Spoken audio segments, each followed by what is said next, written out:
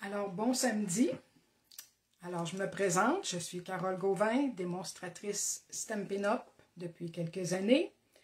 Et aujourd'hui, je vais vous présenter une carte, tout simplement, qui nous donnera le goût du printemps, même si dehors, c'est pas vraiment ça que ça a l'air. Mais on espère bien que ça va venir. Alors, c'est encourageant comme ça avec des cartes, des choses qu'on fabrique qui vont nous amener le plus vite possible au printemps. Alors, je vous souhaite la bienvenue à toutes et partagez mon vidéo si vous voulez à vos amis. Comme ça, il y en aura plus qui pourront voir ce que je fais en ligne. Alors, je tourne ma caméra et je commence à vous présenter ça. Ça ne sera pas très long.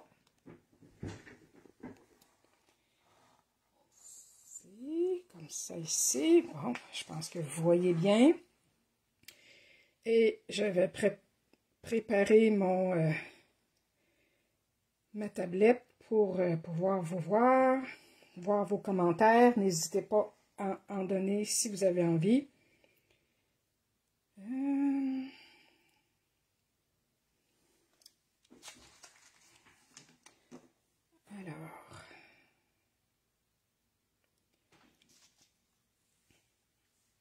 Alors, aujourd'hui, avant de commencer toute chose, je vais vous présenter simplement une belle petite annonce de Stampin' Up.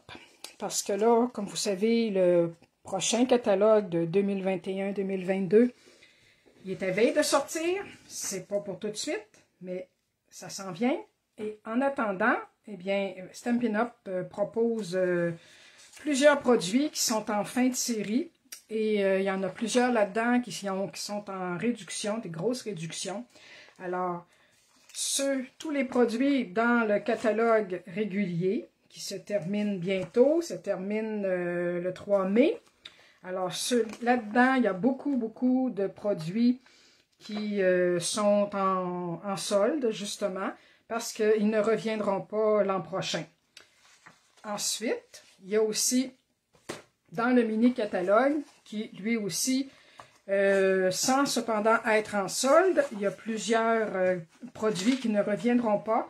Alors, si vous voulez les procurer ou si vous voulez vous procurer un jeu d'étampes en duo avec des poinçons, c'est le temps ou jamais parce que bientôt, ça sera terminé et il y aura d'autres produits qui vont entrer en ligne. Alors, on ne pourra plus les procurer. Alors, cette petite annonce-là est terminée.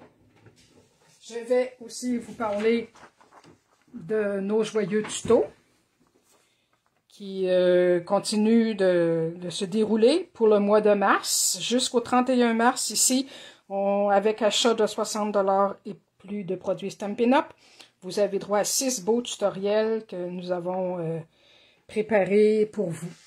Alors, le thème, c'est Pâques au printemps. Des très beaux tutoriels. Alors, il vous reste quelques jours afin de vous les procurer. Si vous ne voulez pas acheter des produits Stampin' Up, mais vous pouvez quand même acheter les tutos tout seul, simplement, au montant de 25 $ auprès de moi. Alors, je mets ça de côté. Je vais revérifier pour les commentaires, voir s'il y en a. Parce que là, pour le moment, ça n'apparaît pas. Et voilà, je vais tourner ça comme ça.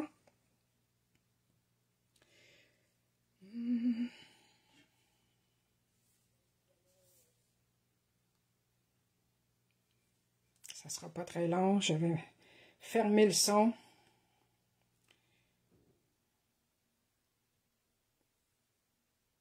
Et voilà.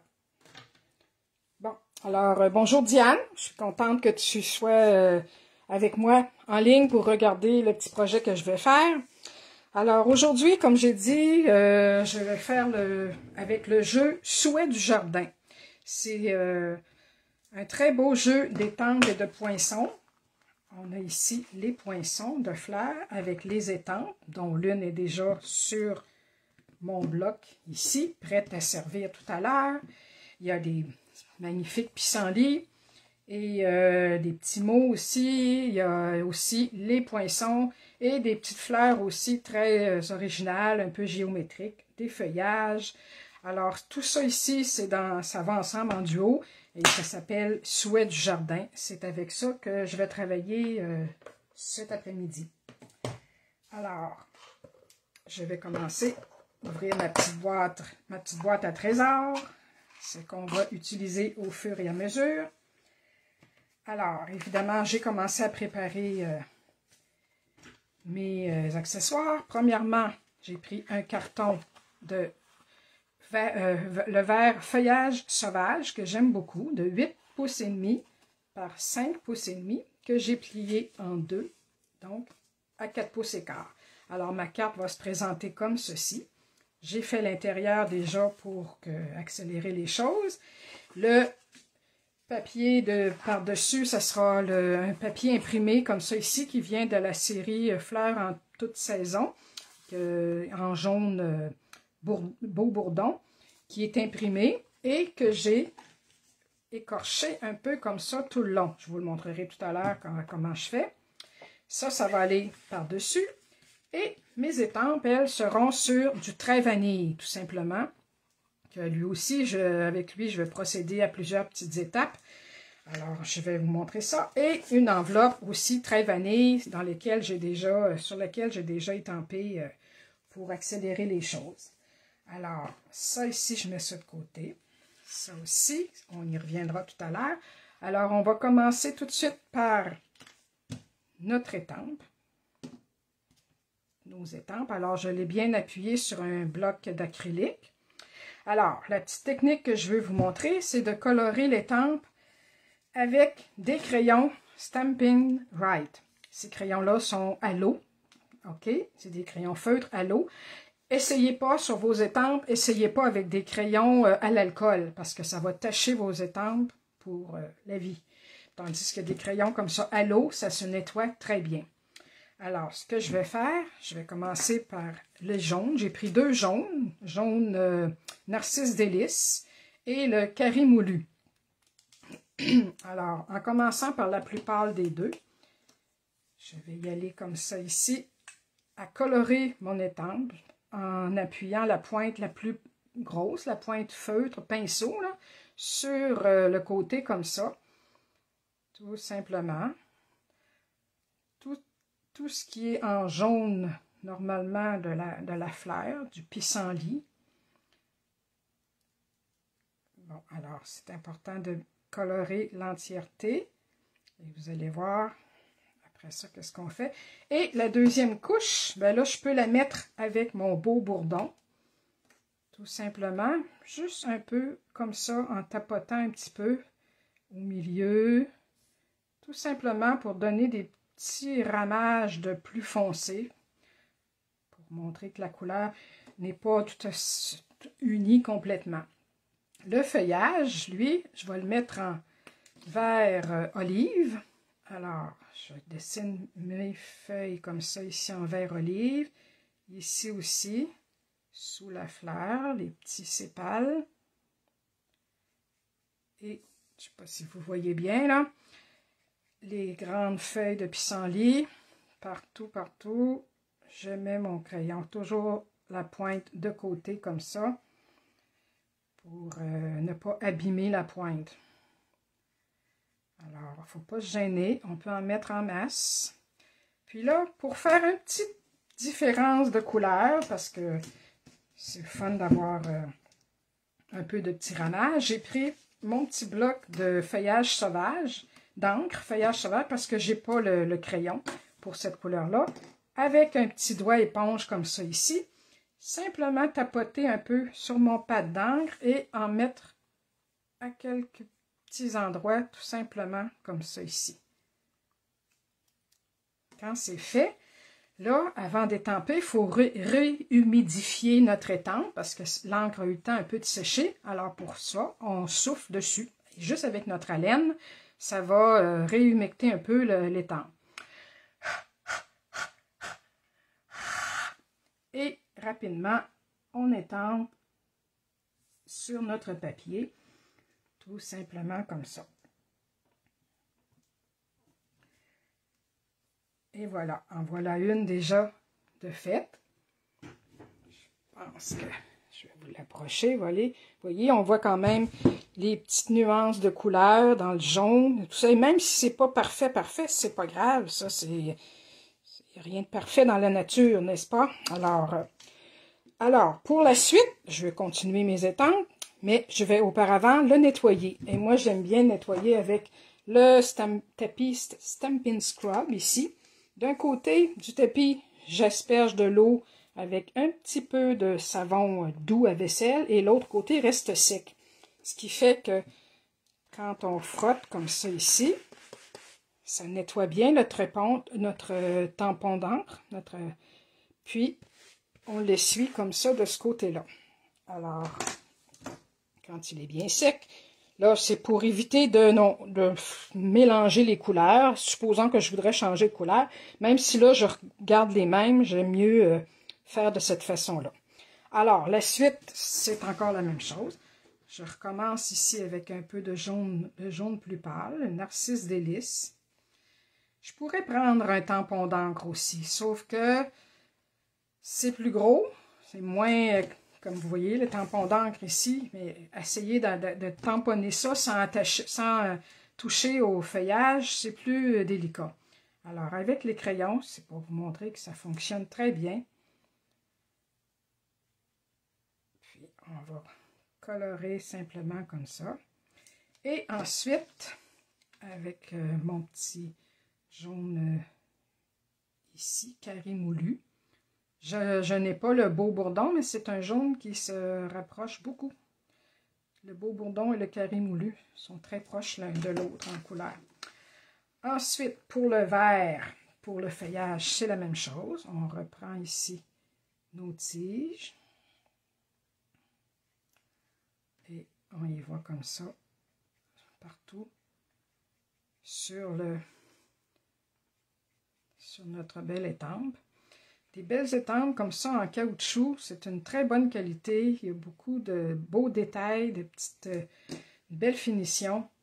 Et je vais lui mettre aussi un petit peu de vert feuillage sauvage à travers, mais juste des petits points comme ça ici. Là. Lui, c'est un petit tampon, alors ça va bien, il n'y a pas de danger que j'accroche mes fleurs. Je refais la même chose. Et lui, je vais le mettre un petit peu en décalé comme ça ici, en appuyant quand même assez longtemps, 4 à 5 secondes pour que toute l'encre se transfère comme il faut. Et une dernière fois, je nettoie mon étampe de nouveau et je recommence avec mon jaune. J'ai décidé de faire 3 grappes de fleurs parce que, comme vous savez, un pissenlit ne vient jamais seul dans nos pelouses. Il est toujours avec ses amis. Alors, on lui fait des petits amis, tout simplement, en jaune, ensuite encore en vert. Pas oublier les petits sépales ici en dessous.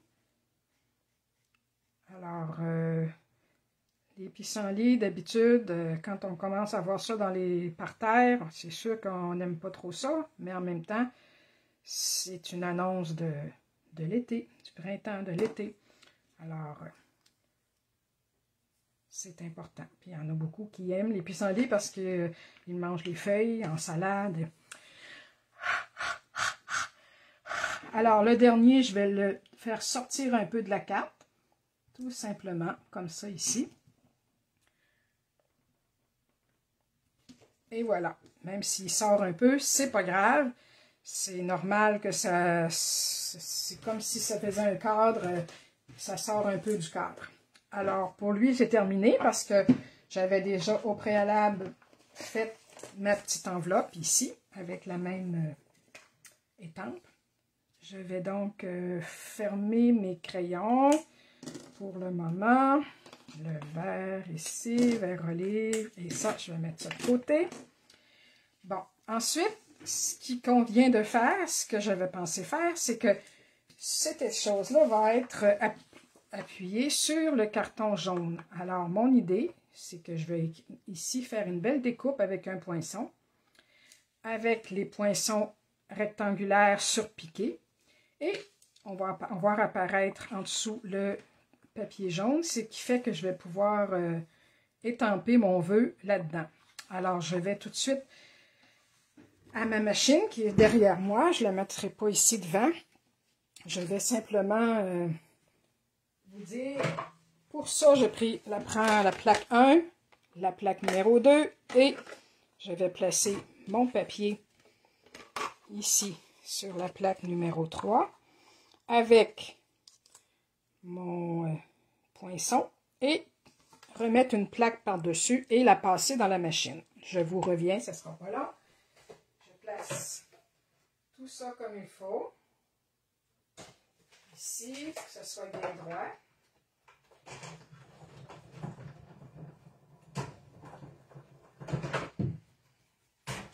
Voilà. Alors, comme vous voyez ici, j'enlève simplement la partie qui a été poinçonnée. Je mets ça de côté. Et ça ici, ça va être ici. Et ça laisse une petite place pour le vœu. Auparavant, c'est pas terminé. Je vais simplement ancrer un peu le tour de mon papier avec un petit doigt éponge et un petit peu d'encre feuillage sauvage. Simplement comme ça.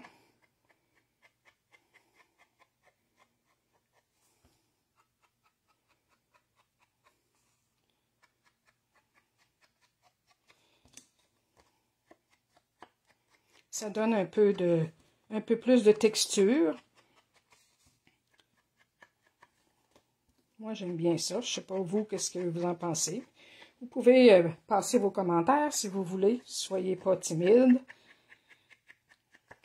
Alors, ça, c'est terminé ici. Ensuite, pour terminer cette partie-là, je vais lui donner un petit effet en la passant dans un plioir. Le plioir toile brute, ici, qui donne sur un papier, comme vous voyez, comme l'effet d'une toile de peintre, là. Alors, pour ce faire, je vais la mettre dans mon plioir, que je ferme comme ça. Et lui, ben, sur la machine, toujours, je vais déjà essayer plusieurs fois et j'avais trouvé que c'était mieux avec la plaque numéro 1, comme ça ici, mon plioir avec mon papier dedans et la plaque numéro 4, qui est celle-ci. Alors, je la passe dans ma machine.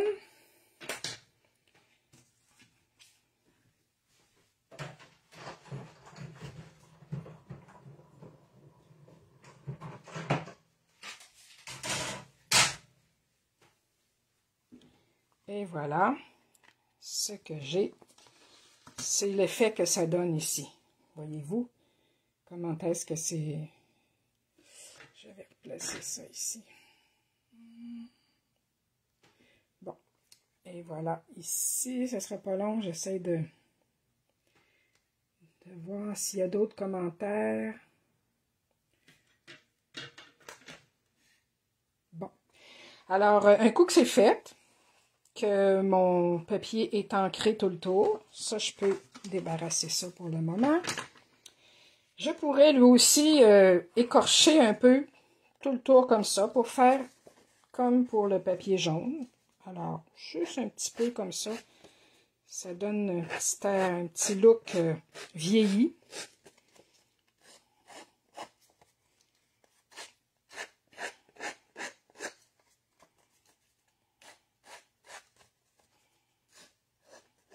Faut faire attention aussi pour ne pas le déchirer. On peut très bien faire ça si vous n'avez pas ce petit outil-là avec la pointe d'un ciseau, la lame d'un ciseau. Moi, je préfère ça ici. Alors, je l'ai fait pas mal tout le tour. Je peux laisser ça là. Là, on est prêt pour coller sur notre papier jaune, tout simplement. Alors ici, j'applique de la colle. On essaie de ne pas trop en mettre. Une mince ligne tout le tour. Un peu ici aussi, tout simplement. Et on l'applique sur notre papier délicatement pour rester bien centré dans notre cadre. Alors, les dimensions, ben, je ne les ai pas données, mais tout au début, la base de carte, comme j'ai dit, c'était 8,5 par 5,5, plié à 4 écarts. Ensuite, le papier jaune, lui, il est 1/4 de pouce plus petit. Donc, au lieu, il se trouve être 4 pouces par 5 écarts. Et mon trait vanille, il est à 3 pouces 3/4 par 3 pouces 3/4 par 5 pouces, comme ça ici. 3 et 3/4 par 5. Alors, ça nous fait un bel encadrement. Lui, je vais bien sûr le coller comme il faut. Il nous reste ici à faire la petite étampe. Ce que j'ai choisi ici, c'est Coucou de nous tous. C'est le vœu qui est inclus dans notre jeu Souhait du jardin. Alors lui, je vais le faire en feuillage sauvage pour qu'il ressorte comme il faut.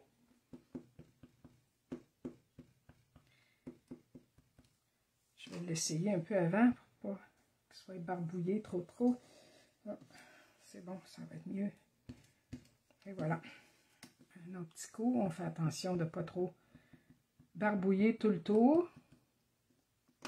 Et là, je vais m'enligner pour être au centre de mon étiquette. Et voilà, coucou de nous tous. Ça fait un petit coucou original. Je referme mon petit pad d'encre. Bon, ensuite, qu'est-ce qui reste? Donc, notre intérieur de carte est déjà fait. Il faut coller ça là-dessus. J'ai aussi des petites choses de préparer. Ici, j'ai, je vais vous montrer, un petit nœud que j'ai préparé, des petites feuilles de pissenlit que je vais mettre comme garniture. Ces petites feuilles-là, évidemment, sont taillées avec les poinçons dont je vous ai parlé tout à l'heure. C'est ça ici. Et le petit ruban de couleur feuillage sauvage, j'ai simplement tourné, fait un petit nœud plat et c'est lui que je vais coller ici. Là, il est long, je vais le retailler ensuite. Alors, pour le coller, simplement un petit point de colle, comme ça ici. Mon petit outil, ici, mon outil touche à tout. Alors, un petit point de colle. Bon, on va regarder où est-ce qu'on le met. Moi, j'ai bien envie de le mettre quelque chose comme ça ici, ou ça pourrait être ici, simplement sur le jaune. Ouais. Alors, je vais mettre mon petit point de colle ici. J'enlève la petite pellicule par-dessus. Et je vais simplement appuyer comme ça ici. Et voilà. Et comme ils sont un peu longs, ben, je vais en enlever un petit bout ici en biais. Puis un petit bout ici aussi. Alors, ça fait juste une petite garniture, tout simplement. Ensuite, ben, là c'est ça. Je vais découper au préalable dans des retailles de papier vert olive, des petits bouts de feuillage.